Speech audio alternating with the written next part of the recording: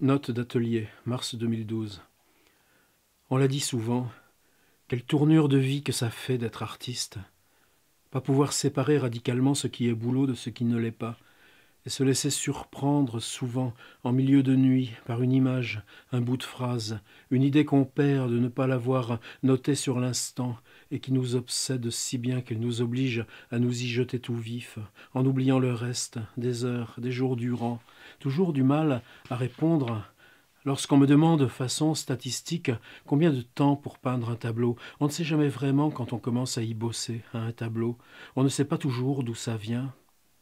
Parfois plusieurs années, entre une photo prise avec l'intention vague et le geste d'empoigner le châssis, parfois y aller sur l'instant même. Et d'expérience, les images les meilleures sont celles qu'on a ruminées longtemps, dont on a vérifié l'insistance en quelque sorte.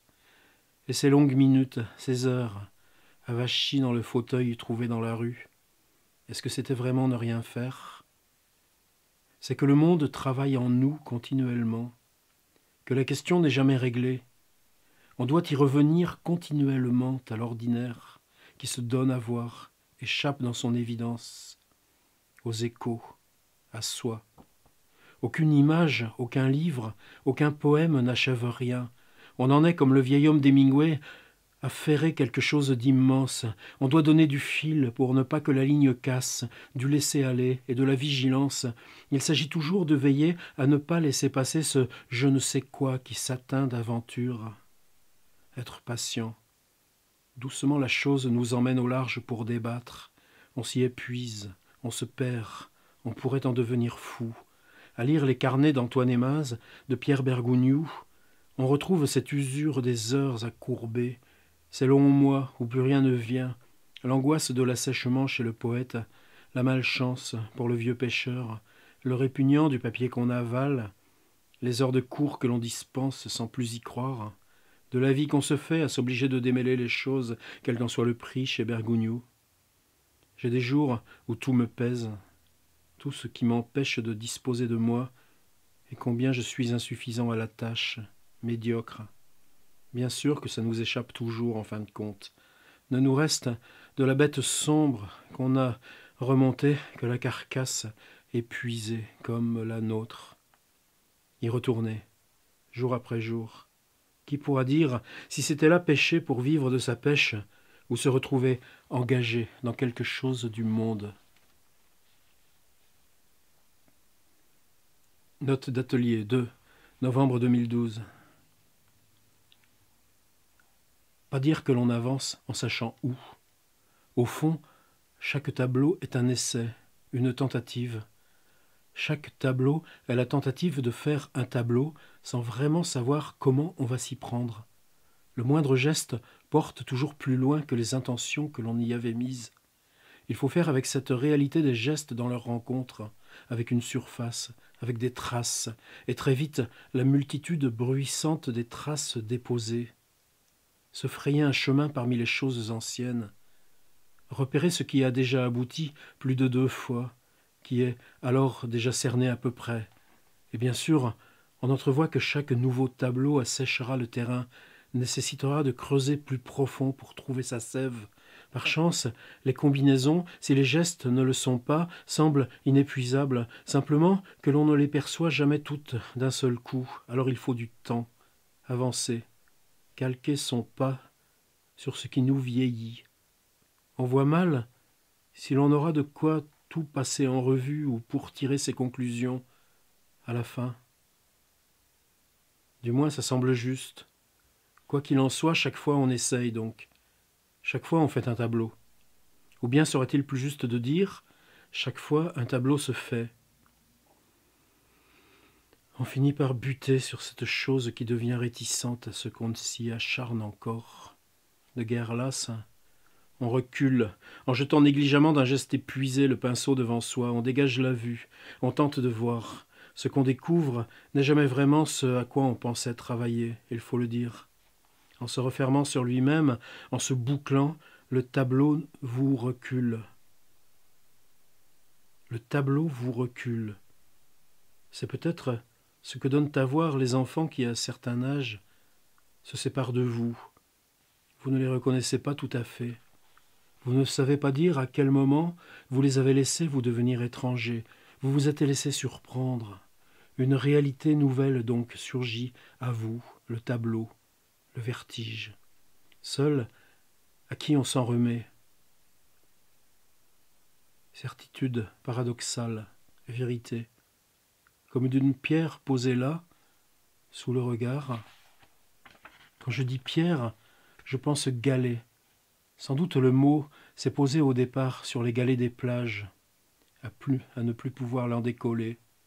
Pierre donc, figurez-vous un galet, forme close, retournée sur elle-même, là, très réelle, vérité dressée au-devant de nous, de la langue dont nous sommes prisonniers. Les outils que l'on traîne sont comme cette terre plate que l'on pensait cernée de vide et aux confins de laquelle on bascule soudain. Une sorte de grand silence borde les images que l'on fait, comme il borde les mots.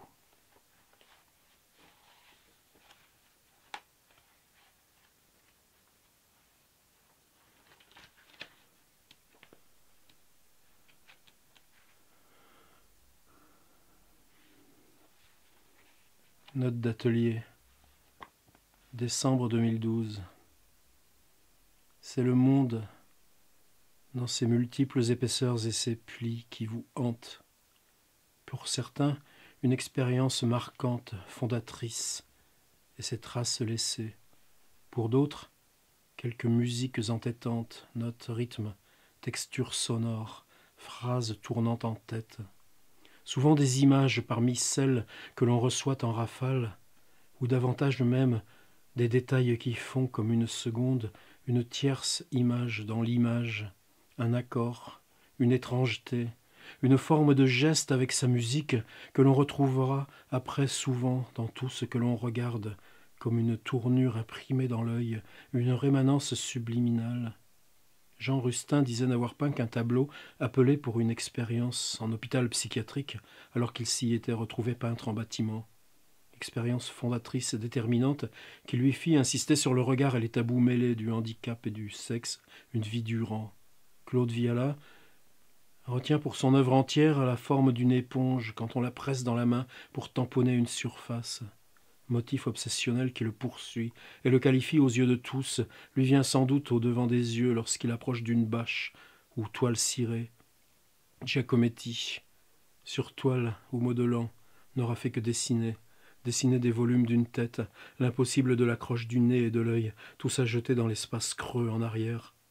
Pierre Soulages dépose 50 ans, depuis 50 ans et plus, s'obsède de la présence de la lumière qui monte des surfaces de noir selon leurs qualités variables, les ruptures et traces qu'il leur inflige.